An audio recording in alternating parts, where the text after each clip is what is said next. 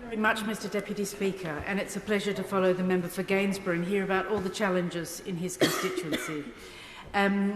There's nothing more important than to give children the best start in life, and I came into local politics to begin with through the Sure Start movement, and even now, looking at some of the women who I volunteered with back then, many of them are now senior in early years provision, and it's a wonderful thing when you get it right.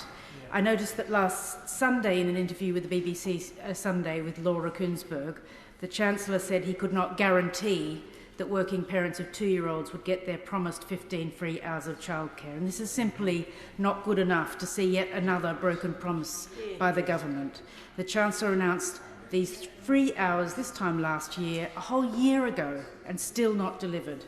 My constituent Gillian wrote to me recently. She's 2 young children, and in January she found out that her local nursery was closing down due to a lack of staff. She told me, "We were informed of the closure of the nursery yesterday afternoon. I immediately stopped what I was doing and started calling nurseries and childminders in the area. I must have called 25 childminders, none of which have availability." Can you imagine the panic of that parent when she knew that she would have to either give up her job, move house, move in with her parents, or go and be part-time? Parents are already really hard-pressed, whether it's their mortgages going up, whether it's the fact that for some families their privately rented homes have gone up by 20% overnight in the last 12 months, or whether you are waiting for a social home to become available. Families in Hornsey and Wood Green are facing extreme pressure. What good is free hours if you cannot find a nursery which is still open? These hours need to be properly funded, and yet so many early years settings have closed. As I heard from Councillor Brabazon, who runs the Children's Services in Haringey Borough, so many childminders have left the sector due to lack of support from the government. So my question to the Chancellor would be, how is he going to provide parents with more free hours if nurseries cannot recruit or retain staff? How will he prevent those nurseries in my constituency from closing down? Will he guarantee at the end of the debate that every eligible child will get their free hours either April, or will he move the goalposts again to September 2024 or perhaps September 2025?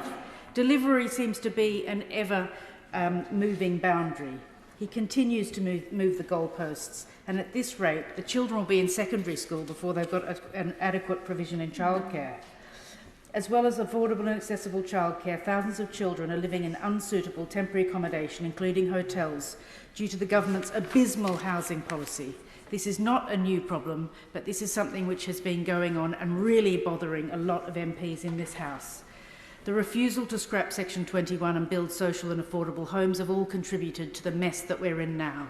There have never been more children in poor quality temporary accommodation, causing desperation for so many, and in some cases, some children actually dying in temporary accommodation.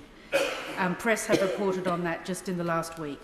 London boroughs are now spending $90 million a month on temporary accommodation, according to London councils, and more than 175,000 Londoners are homeless and living in temporary accommodation, including 85,000 children, on average at least one homeless child in every London classroom.